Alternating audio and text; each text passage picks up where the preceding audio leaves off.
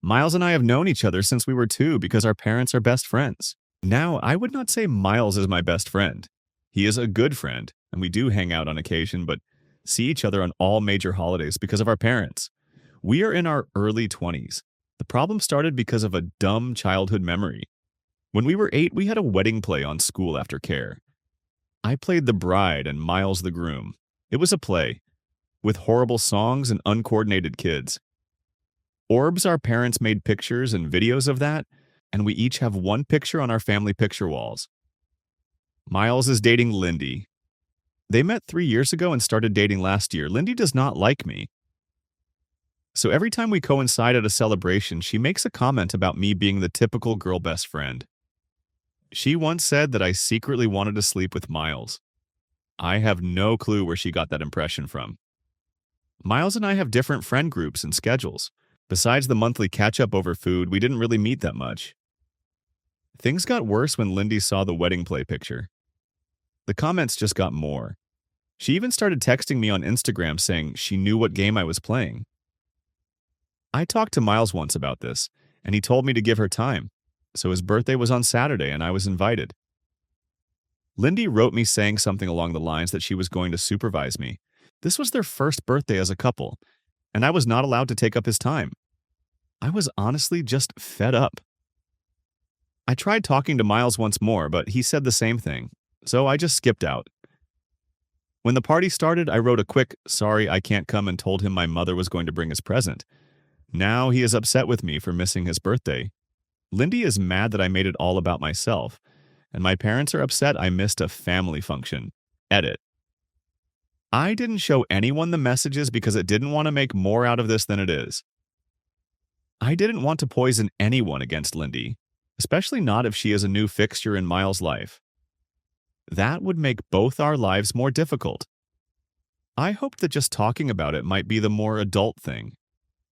My parents are not mad at me or blowing up my phone, a la Reddit fashion. They and Miles' parents were just bummed out that this was the first birthday that I ever missed. As to why she is jealous, I have no idea.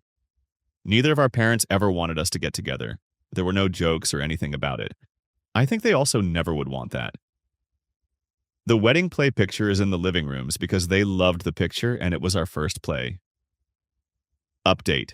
I will update you in the first part and clarify some things later. After my post, I talked to Miles. At first, he was kind of mad and thought I had been blowing things out of proportion.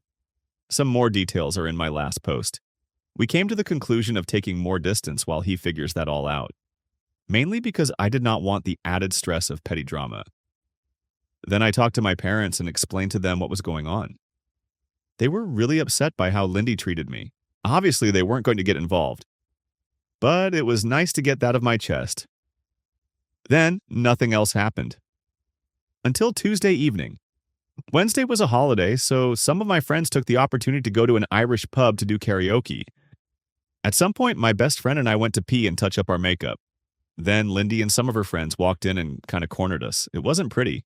They stared loudly talking about man-sealing bitches and how some women were just born to be homewreckers. And imagine being pathetic enough to pretend to be a guy's friend to bang him and how pick-me's are the worst. They kept kind of edging us physically into the part where the hand dryers were while pretending we were not there. Until my best friend had enough and just pushed through them while puling me behind her. We were almost at our table when Lindy went right behind me and pulled my hair, so that I fell backward onto like a metallic piece where you were supposed to put your feet on. It hurt so bad that I started to see white. And then a girl next to Lindy poured beer on me. I cannot really tell you what happened, but there was a scuffle and someone dropped one of those heavy pint glasses on my head. The Lindys were taken away by police and I was taken to the hospital. My parents were furious, as were Miles' parents. They both came to the hospital. I was severely concussed, my nose was fractured, and the worst thing is that I have a hairline fracture in my back. I stayed in the hospital till yesterday morning. Miles did try calling me a bunch. According to my parents, they told him not to visit me right now. I did get an official notice saying that apparently there was now a legal case open against Lindy and one other girl for not only assault, but also public disturbance in the bar. So now I'll have to deal with all that legally. I finally talked to Miles. And long story short, those of you saying Lindy was isolating him, was a sign that an abusive relationship was right. He told me all the things she said to him to make him feel awful. She would freak out about anything in her life and take that out on him. She would scratch him and bite him when she was mad. Our talk ended with both of us crying and apologizing. We will be closer again. At least we can talk about these things more often. He broke up with her and is hiding at my parents' house. So that is it for now. Update 2. I'll update immediately and go into details later. There has been an official court date set for my process against Lindy. It took 2 months to get and is another 3 months out, but something is something. Our lawyer said that Lindy is probably not going to jail as she is a first-time offender. If she goes to jail, it would be no more than 3 months. Most likely she is going to have to pay a fee of 100 days of her income or something like that. I have let my father deal with this 100% because I have no head for it.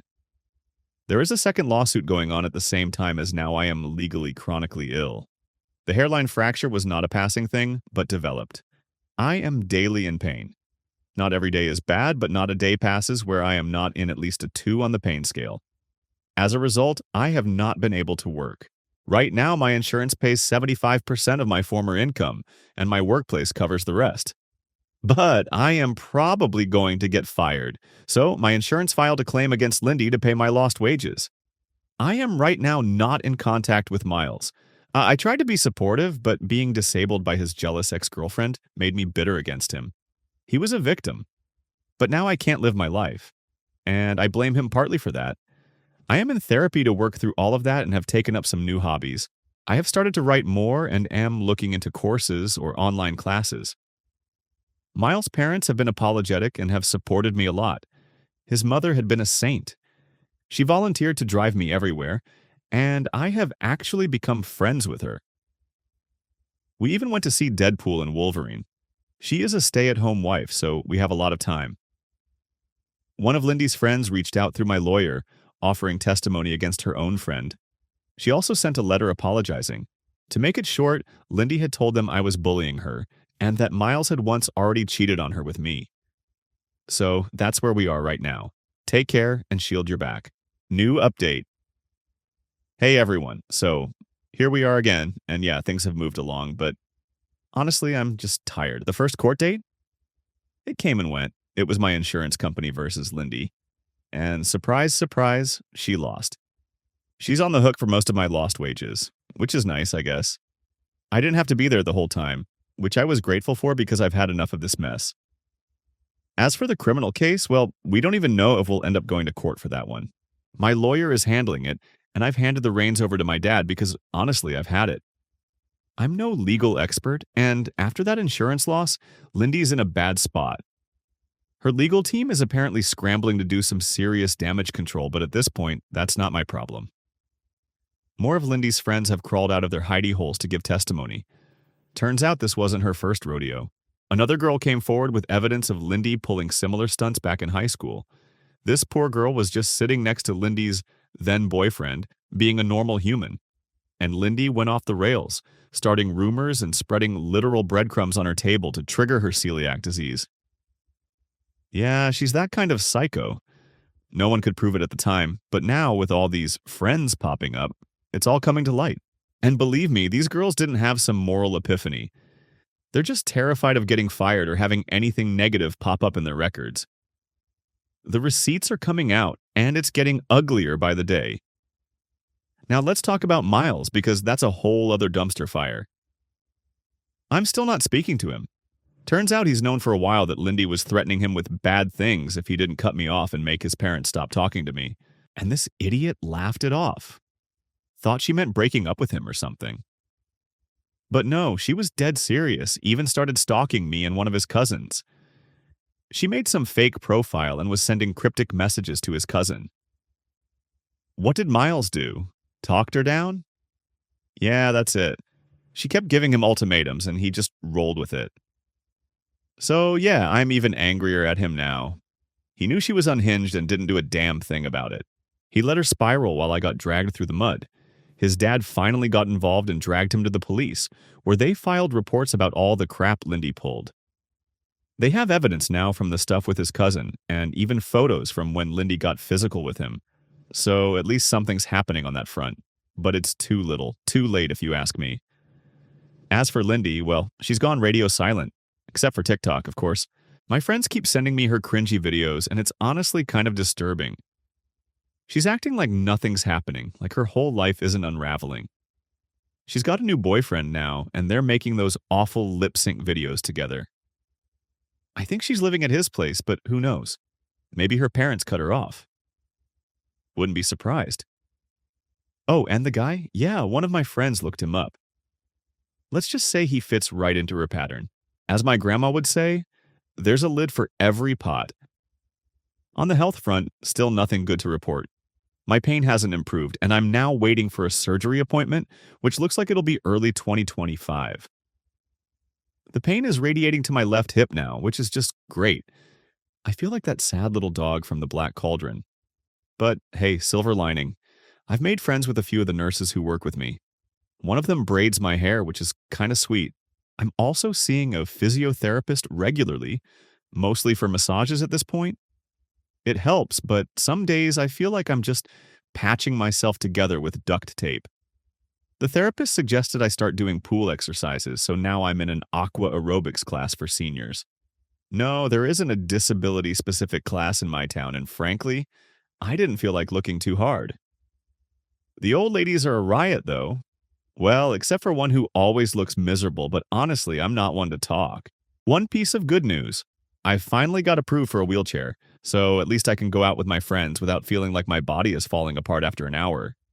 I've also been taking a few university courses for fun and playing way too much Fallout. So, there's that. And that's where we are. It's still a mess, but I'm just doing what I can to get through it. Thanks for sticking around, I guess. For some context, I have a serious medical condition that requires some pretty heavy medication. It does a lot of things, including destroying my intimate drive and knocking me out for long periods of time. My husband and I were married before I was diagnosed, and he's supported through diagnosis and treatment. He's a wonderful man. We used to have a very active bed life, and it has been a considerable strain on our marriage that I never feel in the mood. I feel like a terrible wife in this regard, and I miss being able to do what we both enjoy. To be clear, when I take my medication, I am dead to the world. You could blast a fire alarm next to me, and I wouldn't wake up. You could pick me up and toss me around, and I might not wake up. Lately, I've felt worse than normal. Really sick, dizzy, uncomfortable, etc. I went to my doctor, scared I might be sick with COVID, and it turns out I'm pregnant. 5 weeks. But I haven't made love with my husband in at least 2 months, maybe more. I did not cheat on him. I was not assaulted by anyone, anywhere that I know of.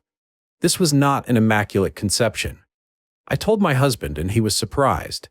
It's probably 1,000,000 in 1 chance I got pregnant due to the medication I'm on and my condition. He was shocked, then excited, and I was just so relieved he didn't accuse me of cheating that I didn't stop to consider why he didn't. It's been a few days. I've been thinking about when I first started taking my medication. It was hard for him to adjust to me not wanting to make love, and he used to joke that I could just lay there and watch TV while we did it. Or, and here's what makes me scared, he used to joke that he could just coitus with me while I'm sleeping, and that way I don't have to deal with it, and he can be satisfied. He's mentioned this a couple of times, but always lets it drop when I'm not okay with it. I've started thinking about all the times I woke up in the morning and had uncomfortable pelvic pressure that usually only comes for me after I make love. My husband likes to be rough, and I don't really mind. We were always pretty wild in bed, or adventurous, or bruises I've had that I can't explain. I confronted my husband about this, about me being scared he did this to me, and at the least, why he wasn't surprised the dates don't match up. He was angry that I would accuse him of something so horrible, and insisted that I'm just misremembering the last time we had intimacy. The medication does play with my memory sometimes, but I remember the last time we were intimate. I remember every time we made love now, because I don't enjoy it. I don't want to panic. I don't want to talk myself into being convinced he's been having intimacy with me while I'm asleep. And I don't want to talk myself out of this possibility just to protect our marriage. But I'm terrified. This is the only possibility I can come up with. And if it's true, I don't know what to do. I've been heartbroken for a while over the idea that I wouldn't be able to have kids. Now I'm going to have a baby and I'm so happy. But what if this baby happened because of what my husband did? Edit. I just want to say the response to this has been insane. Thank you so much to everyone. I'm really lost and I don't know what to think or do. I'm going to take some time to think about this, get additional information and resources, depending on however this is going to go, and figure it out. Just to be clear, however, because there are too many responses to answer directly, no, I have never given permission for my husband to sleep with me while I'm sleeping. Yes, I have asked him if I have ever instigated something while asleep, sleepwalked, sleep spoke, or did anything in my sleep related to make love, and he answered no. We have never made love outside of a time when I was fully cognizant and aware of what's happening. And yes, I am keeping the baby regardless of what happened. If people are interested, I'll post an update when there is something to write. Again, thank you. Thank you for all the support and opinions. They all matter. Top comments. Have you had a dating ultrasound yet? The first appointments generally use your last period date along with general ovulation dates to determine how far along you are, and then they will do an ultrasound to see what stage the fetal growth is at to confirm. Because 5 weeks and 7 to 8 weeks with your estimate of 2 months, I just wonder if perhaps you're a little further along. I don't want you to doubt yourself, but a couple weeks is not a lot to be off by. I also would talk to your DAR to figure out your memory lapses, because coition a week or two later and remembering it a little off could be possible. But listen to your gut. You and you know your husband. Cover all of your bases until you feel safe. Somebody said, this was my thought too. Especially because a lot of people have wonky ovulation times, it can be quite off. I was told I was 7 weeks, and then when we went to the ultrasound, I was so early that there wasn't anything to see, so about 4 weeks. It can happen the other way too. You should be due for a scan soon, and that'll give you more answers. As for all the other stuff, like the pain you've been feeling, I can't explain that. Maybe put a camera in your room? Another comment. Also, she mentioned the medicine making it difficult to have kids. I don't know if she just meant it in the philosophical sense of the word. But if the medicine has actual effects on her fertility, then there's no telling what it could be doing to her cycle.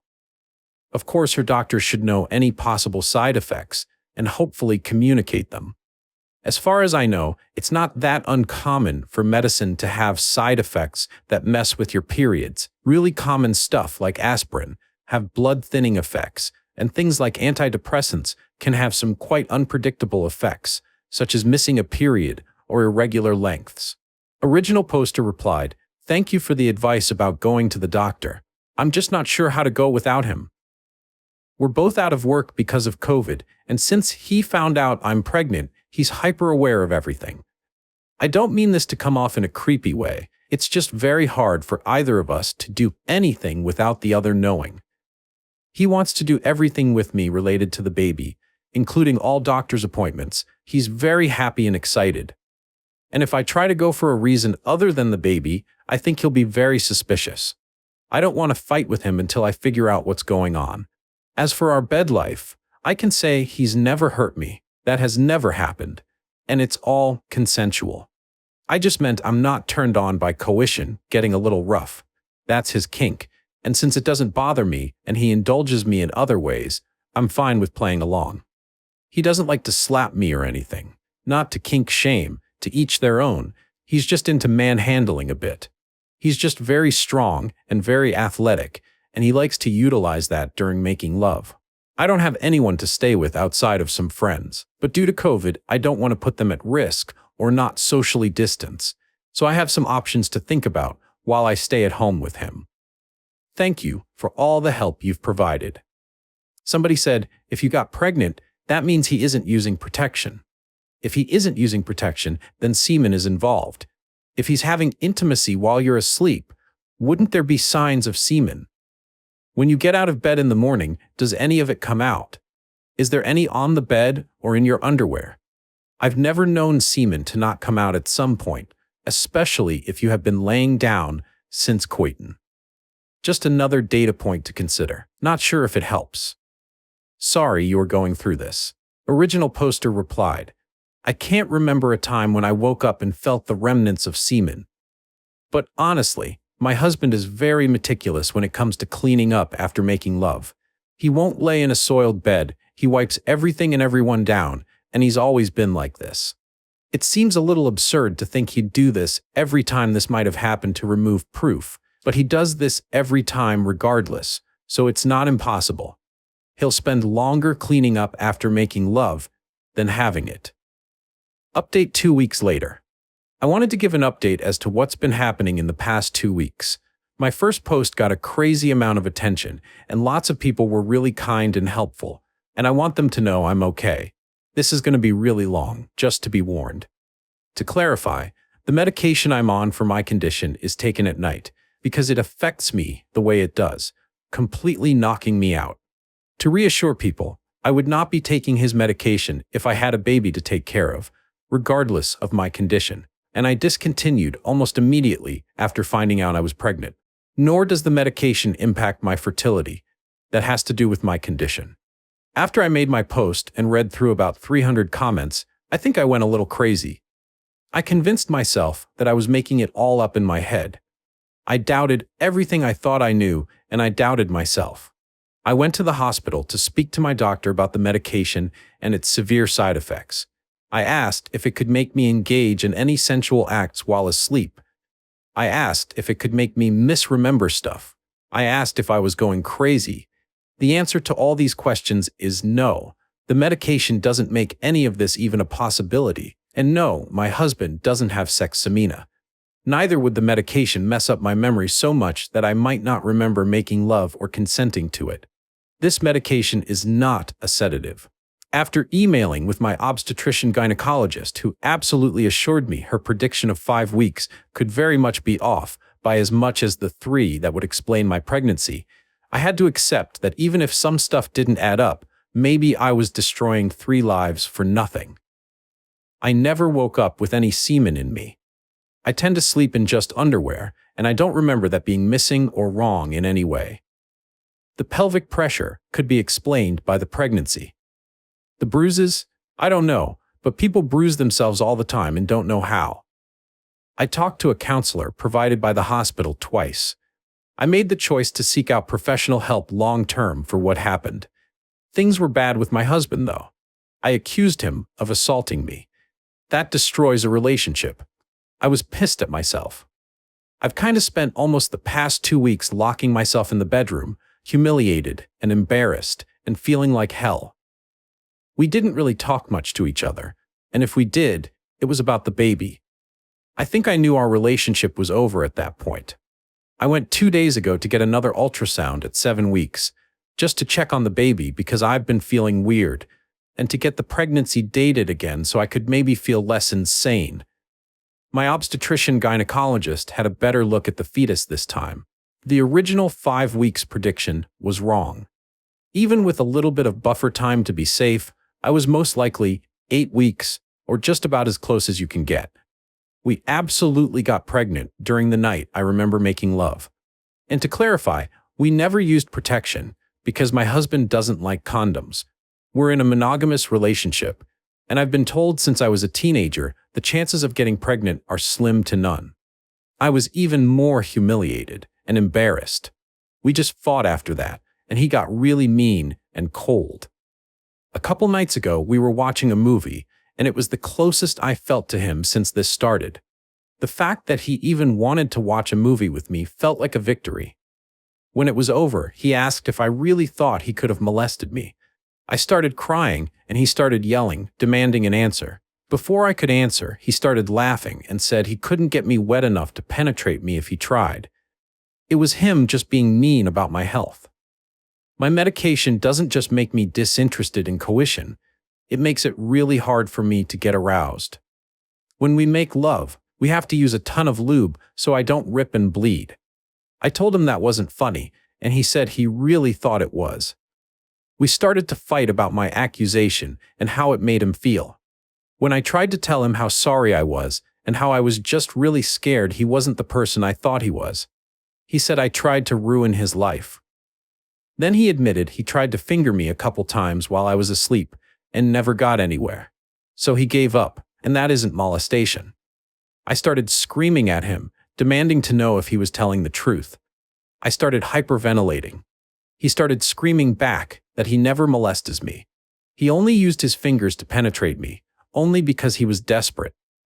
He said I really hurt him, accusing him of molestation. And it can't be molestation because we're married, and it was just his fingers and not his penis.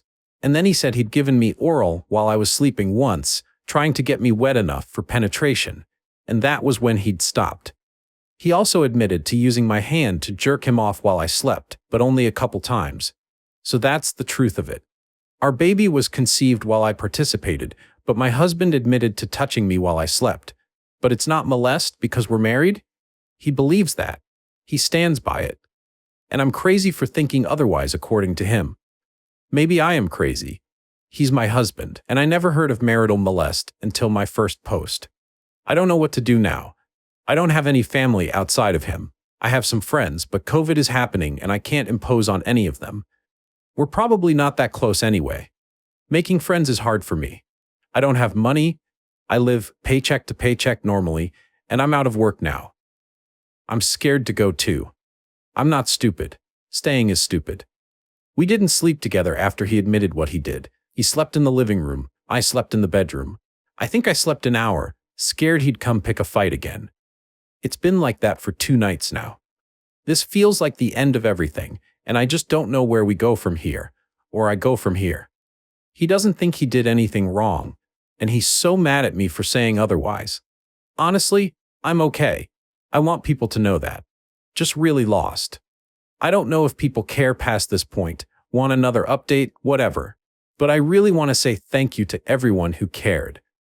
I'm not used to having people who care, even if I don't know you guys. It was really, really nice. I'm gonna be okay. Shout out to all the people who thought I'm lying, or some person posting a lot of fake stories all under different throwaway names. I just used a throwaway account because I don't want my real Reddit name tied to this, and the community rules said so. Even to the people who said this is fake, thanks for at least making me feel a little less alone. It matters.